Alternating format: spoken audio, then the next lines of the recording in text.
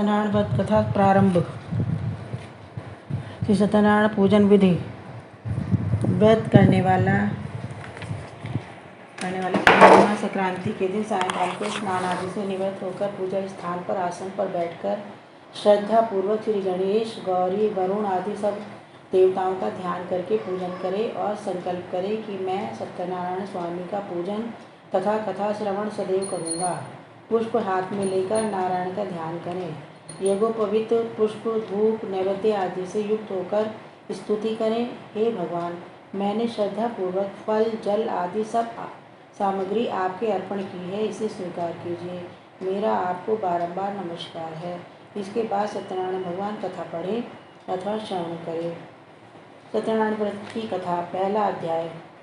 एक समय नैमिषारण्य तीर्थ में सौनक आदि 88,000 ऋषियों ने श्री सूत जी से पूछा, हे प्रभु, इस कलयुग में वेद विद्या रहित मनुष्यों को प्रभु भक्ति किस प्रकार मिलेगी तथा उनका उद्धार कैसे होगा?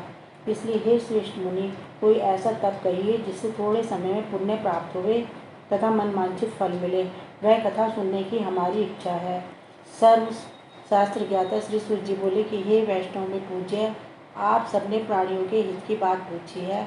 अब मैं उस श्रेष्ठ व्रत को आप लोगों से कहूँगा जिस व्रत को नारद जी ने लक्ष्मी नारायण से पूछा था और लक्ष्मीपति ने मुनि श्रेष्ठ नारद से कहा था। सो ध्यान से सुनो। एक समय योगी राज नारद जी दूसरों के हित की इच्छा से अनेक लोकों में घूमते हुए मृत्युलोक में आ पहुँचे। यहाँ अनेक योनियों में जन्मे हुए प्राय सभी मनुष्यों को अपने कर्मों के द्वारा अनेक दुखों से पीड़ित देखकर सोचा कि किस यत्न के करने से निश्चय ही मनुष्यों के दुखों का नाश हो सकेगा। ऐसा मन में सोचकर विष्णुलोक हो गए। वहाँ श्वेत वर्ण और 4 भुजाओं वाले देवों के ईश नारायण को देखकर, जिनके हाथों में शंख, चक्र, गदा और पद्म थे तथा वरमाला पहने हुए थे, स्तुति करने लगे। हे भगवान, आप अत्यंत शक्ति से संपन्न हैं। मन तथा वाणी भी आपको कोई नहीं पा सकता। आपका आदि मध्य अंत नहीं है। निर्गुण स्वरूप सृष्टि के कारण भक्तों के दुखों को नष्ट करने वाले हो। आपको मेरा नमस्कार है। नारद जी से इस प्रकार की स्तुति सुनकर विष्णु भगवान बोले कि हे मुनि श्रेष्ठ, आपके मन में क्या है? आपका किस काम के लिए आगमन हुआ है? निसंकोच बताओ। तब नारद मुनि बोले, मृत्यु लोक में सब मनुष्य जो अनेक योनियों में पैदा हुए हैं, अपने अपने कर्मों के द्वारा अनेक प्रकार के दुखों से दुखी हो रहे हैं। हे नाथ, मुझ पर दया रखते हो तो बताइए कि उन मनुष्यों के सब दुख थोड़े से ही प्रयत्न से कैसे दूर हो सकते हैं? श्री भगवान बोले, हे नारद, मनुष्यों की भलाई के लिए तुमने बहुत अच्छी बात पूछी है। जिस काम के करने से मनुष्य मोह से छूट जाता है, वह मैं तुमसे कहता हूँ, सुनो।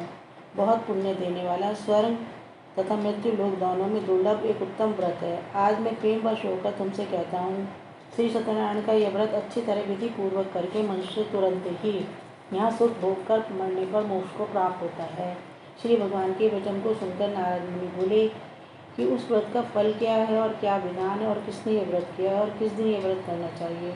विस्तार से कहिए। भगवान बोले, दुख शोक आदि को दूर करने वाला, धन धान्य को बढ़ाने वाला, सौभाग्य तथा संतान को देने वाला यह व्रत सब स्थानों पर विजय करने वाला है। भक्ति और श्रद्धा के साथ किसी भी दिन मनुष्य श्री सत्यनारायण के शाम के समय ब्राह्मणों और बंधुओं के साथ धन प्राण होकर पूजा करे।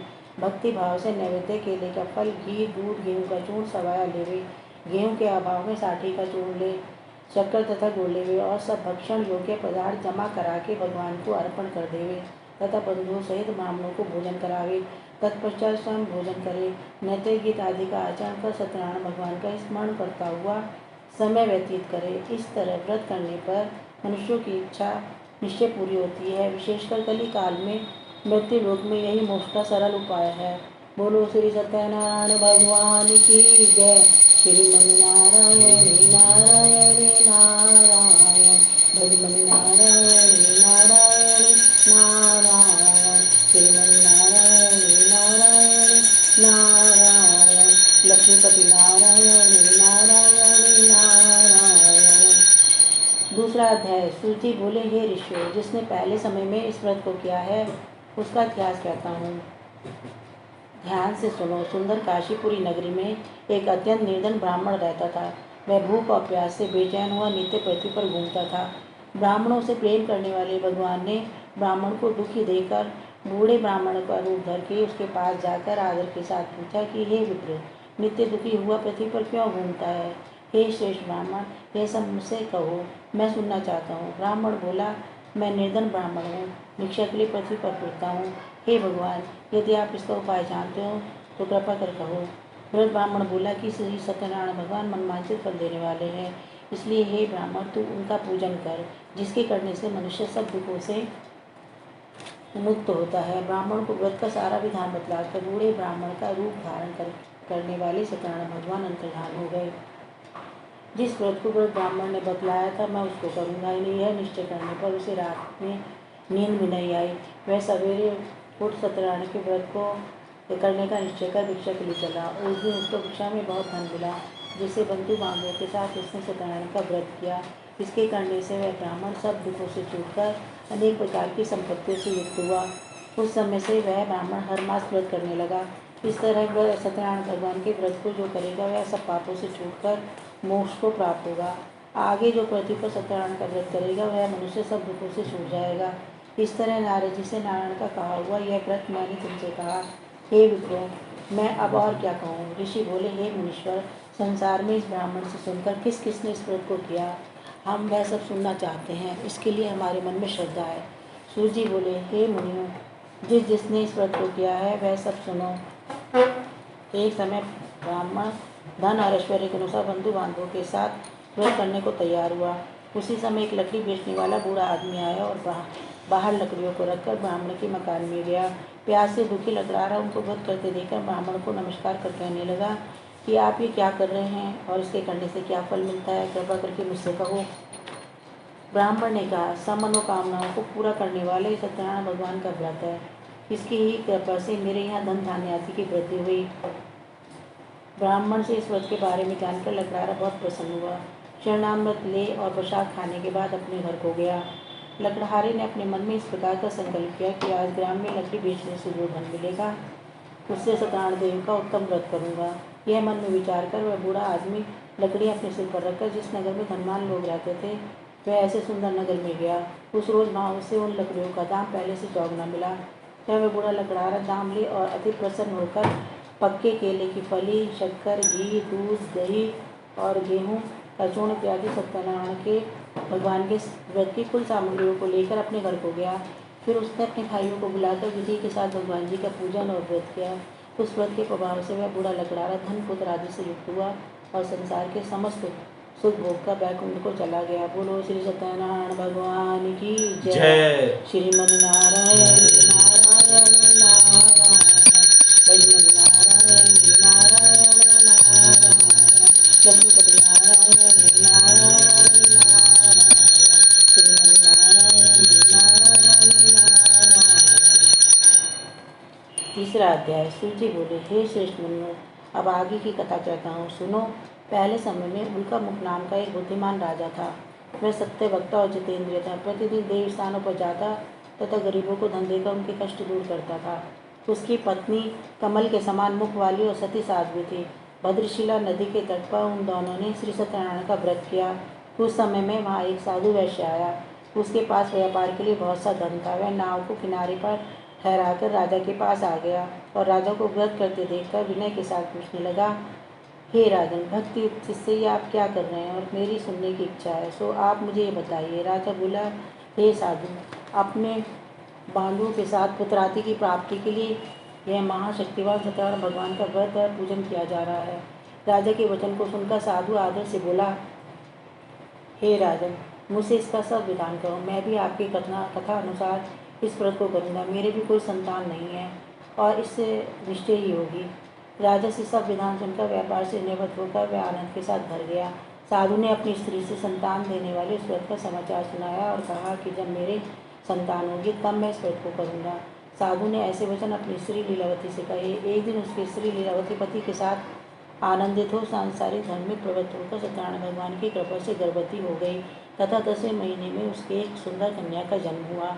वह दिनों दिन इस तरह बढ़ने लगी जैसे शुक्ल पक्ष का चंद्रमा बढ़ता है। कन्या का नाम कलावती रखा गया। तब लीलावती ने मीठे शब्दों में अपने पति से कहा कि आपने जो संकल्प किया था कि भगवान का व्रत करूँगा, अब आप उसे करिए। साधु बोला, हे प्रिय, इसके विवाह पर करूँगा। इस प्रकार अपनी पत्नी को आश्वासन देकर वह नगर को गया। कलावती पितृगृह में वृद्धि को प्राप्त हो गई। साधु ने जब नगर में सखियों के साथ अपनी पुत्री को देखा तो तुरंत ही दूध बुलाकर कहा कि पुत्री के वास्ते कोई सुयोग्य वर देख कर लाओ। साधु की आज्ञा पाकर दूध कंचन नगर पहुंचा और वहां पर बड़ी खोज और देखभाल कर लड़की के लिए सुयोग्य बड़े पुत्र को ले आया। उस सुयोग्य लड़के को देखकर साधु ने अपने बंधु बांधवों से प्रसन्नचित्त अपनी पुत्री का विवाह उसके साथ कर दिया, किंतु दुर्भाग्य से विवाह के समय भी उस व्रत को करना भूल गया। तब श्री भगवान क्रोधित हो गए और श्राप दिया कि तुम्हें दारुण दुख प्राप्त होगा। अपने कार्य में कुशल साधु बनिया जमाता सहित समुद्र के समीप स्थित रत्नापुर नगर में गया और वहाँ दोनों ससुर जमाई चंद्रकेतु राजा के उस नगर में व्यापार करने लगे। एक रोज भगवान सत्यनारायण की माया से प्रेरित कोई चोर राजा का धन चुराकर भागा जा रहा था, किंतु राजा के दूतों को आता देखकर चोर ने घबराकर भागते हुए राजा के धन को वहीं चुपचाप रख दिया जहाँ वो ससुर जमाई ठहरे हुए थे। जब दूतों ने अपने उस साधु वैश्य के पास राजा के धन को रखा देखा तो वे दोनों को बांध कर ले गए और प्रसन्नता से दौड़ते हुए राजा के समीप जाकर बोले, ये दो चोर पकड़ कर लाए हैं। राजा की आज्ञा से उनको कठिन कारावास में डाल दिया और उनका जो सब कुछ धन छीन लिया। सत्यनारायण भगवान के श्राप द्वारा उसकी पत्नी भी घर में बहुत दुखी हुई। भूख प्यास से अति दुखित हो अन्न की चिंता में कलावती ब्राह्मण के घर गई। माँ उसने सत्यनारायण भगवान का व्रत होते देखा, फिर कथा सुनी तथा प्रसाद ग्रहण कर रात को घर आई। माता ने कलावती से पूछा, हे पुत्री, तू अब तक कहाँ थी और तेरे मन में क्या है? कलावती बोली, हे माता, मैंने ब्राह्मण के घर में श्री सत्यनारायण भगवान का व्रत देखा है। कन्या के ऐसे वचन को सुनकर लीलावती भगवान के पूजन की तैयारी करने लगी। लीलावती ने परिवार और बांधुओं सहित श्री सत्यनारायण भगवान का पूजन किया और मांगा कि मेरे पति और दामाद शीघ्र आ जाएं।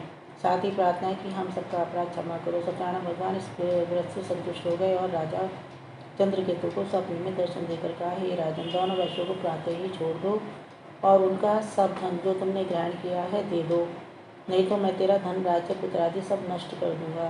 राजा से ऐसे वचन कहकर भगवान अंतर्धान हो गए।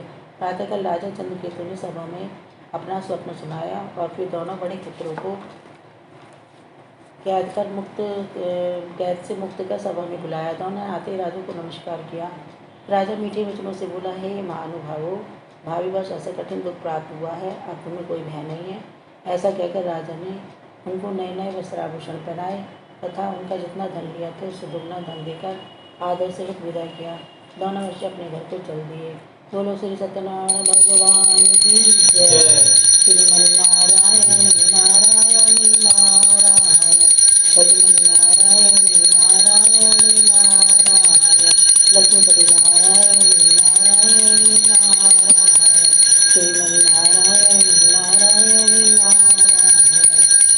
चौथा अध्याय। सूची बोले, वैश्य ने मंगलाचार करके यात्रा प्रारंभ की और अपने नगर को चला। उनके थोड़ी दूर निकलने पर दंडी वेशधारी सत्यनारायण ने उनसे पूछा, हे साधु, तेरे नाव में क्या है? अभिमानी वणिक हंसता हुआ बोला, हे दंडी, आप क्यों पूछते हैं? क्या धन लेने की इच्छा है? मेरे नाव में तो बेलपत्ते आदि भरे हैं। वैश्य का कठोर वचन सुनकर भगवान ने कहा, तुम्हारा वचन सत्य हो। दंडी ऐसा कहकर वहाँ से दूर चले गए। कुछ दूर जाकर समुद्र के किनारे बैठ गए। दंडी के जाने पर वैश्य ने नित्य क्रिया करने के बाद नाव को ऊँची उठी देखा, अचंबा किया और नाव में बेलपत्ते आदि देखकर मूर्छित होकर जमीन पर गिर पड़ा। फिर मूर्छा खुलने पर अत्यंत शोक प्रकट करने लगा। तब उसका दामाद बोला कि आप शोक ना करें, ये दंडी का श्राप है, तो उन्हीं की शरण में चलना चाहिए, तभी हमारी मनोकामना पूरी होगी। दामाद के ऐसे वचन को सुनकर वह दंडी के पास पहुंचा और अत्यंत भक्तिभाव से नमस्कार करके बोला, मैंने जो आपसे सत्य वचन कहे थे उनको क्षमा करो। ऐसा कहकर महान चौंका तो रोकर रोने लगा। तब दंडी भगवान बोला, हे बड़े पुत्र, मेरी आज्ञा से बार बार तुम्हें दुख प्राप्त हुआ है, तू मेरी पूजा से विमुख हुआ।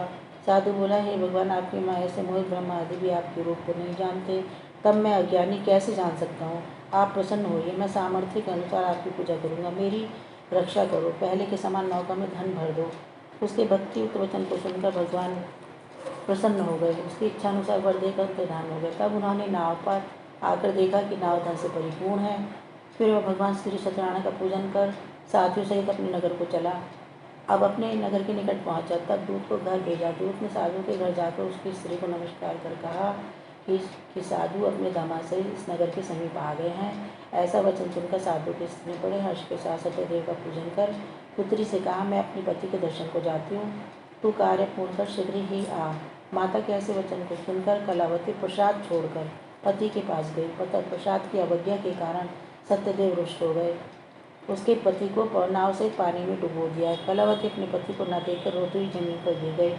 इस तरह नौका को डूबा हुआ तथा कन्या को रोता देख साधु दुखित हो बोला, हे प्रभु, मुझसे या मेरे परिवार से जो भूल हुई उसे क्षमा करो। उसके 3 वचन सुनकर सत्यदेव प्रसन्न हो गए और आकाशवाणी हुई कि हे साधु, तेरी कन्या मेरे प्रसाद को छोड़कर आई है, इसलिए इसका पति अदृश्य हुआ है। यदि वह घर जाकर प्रसाद खाकर लौटे तो उसे पति अवश्य मिलेगा। ऐसी आकाशवाणी सुनकर कलावती ने घर पहुँचकर प्रसाद खाया, फिर आकर पति के दर्शन किए। तत्पश्चात साधु ने बंधु बांधवों सहित सत्यदेव का विधिपूर्वक पूजन किया। उस दिन से वह पूर्णिमा को सत्यनारायण का पूजन करने लगा। फिर इस लोक का सुख भोग कर अंत में स्वर्गलोक हो गया। बोलो सत्यनारायण भगवान की जय। श्रीमन नारायण नारायण नारायण, भजमन नारायण नारायण नारायण, लक्ष्मीपति नारायण नारायण नारायण, श्रीमन नारायण नारायण नारायण। 5वां अध्याय। सूची बोले, हे ऋषियों, मैं और भी कथा कहता हूँ, सुनो। प्रजापालन में लीन त्वंध्वज नाम का एक राजा था। उसने भी भगवान का प्रसाद त्याग कर बहुत दुख पाया। एक समय वन में जाकर वन्य पशुओं को मारकर बड़ के पेड़ के नीचे आया। वहाँ उसने ग्वालों को भक्ति भाव से बांधों सहित सत्यनारायण जी का पूजन करते देखा। राजा देखकर भी अभिमानवश वहाँ नहीं गया और ना ही नमस्कार किया। जब ग्वालों ने भगवान का प्रसाद उसके सामने रखा तो वह प्रसाद को त्याग कर अपनी सुंदर नगरी को चला। वहीं उसने अपना सब कुछ नष्ट पाया तो वह जान गया कि ऐसा भगवान ने किया है। तब वह विश्वास करके ग्वालों के समीप गया और विधिपूर्वक पूजन कर प्रसाद खाया तो सत्यदेव की कृपा से पहले जैसा था वैसा हो गया और फिर दीर्घकाल तक सुख भोग कर मरने पर स्वर्गलोक हो गया। जो मनुष्य इस परम दुर्लभ व्रत को करेगा, भगवान की कृपा से धन धान्य की प्राप्ति होगी। निर्धन धनी और बंदी बंधन से मुक्त होकर निर्भय हो जाता है। संतानियों को संतान प्राप्त होती है तथा सब मनोरथ पूर्ण होकर अंत में वैकुंठ धाम को जाता है। जिन्होंने पहले इस व्रत को किया, अब उनके दूसरे जन्म की कथा कहता हूँ। शतानंद ब्राह्मण ने सुदामा का जन्म लेकर मोक्ष को पाया। उल्कामुख नाम का राजा दशरथ होकर वैकुंठ को प्राप्त हुआ। साधु नाम के वैश्य ने मूलध्वज बनकर अपने पुत्र को आरे से चीरकर मोक्ष को प्राप्त किया। महाराज त्वंध्वज ने स्वयं भस्म होकर भगवान में भक्तियुक्त होकर कर मोक्ष प्राप्ति की। बोलो संपूर्ण बोलो सत्यनारायण भगवान की जय। श्रीमन नारायण नारायण नारायण, भजमन नारायण नारायण नारायण, लक्ष्मीपति नारायण नारायण नारायण, श्रीमन नारायण नारायण नारायण। सत्यनारायण भगवान जी की आरती। जय लक्ष्मी रमण स्वामी, जय लक्ष्मी रमण। सत्यनारायण स्वामी, सत्यनारायण स्वामी, जनिपातक हरिणा। ओम जय लक्ष्मी रमण। रतन जरित सिंहासन, अद्भुत छविराजे स्वामी, अद्भुत छविराजे। नारद करत निरंतर घंटा ध्वनि बाजे। ओम जय लक्ष्मी रमणा। प्रकट भये कली कारण, तुझको दर्श दियो स्वामी, तुझको दर्श दियो। बूढ़ो ब्राह्मण बनिके, बूढ़ो ब्राह्मण बनिकर कंचन महल कियो। ओम जय लक्ष्मी रमणा। दुर्बल भीड़ कराल, जिन पर कृपा करी स्वामी, जिन पर कृपा करी। चंद्रचूड़ एक राजा, चंद्रचूड़ एक राजा, जिनकी विपत्ति हरी। ओम जय लक्ष्मी रमणा। वैश्य मनोरथ पायो, श्रद्धा तज दीनी स्वामी, श्रद्धा तज दीनी। तो फल भोग्यो प्रभु जी, तो फल भोग्यो प्रभु जी, फिर अस्तुति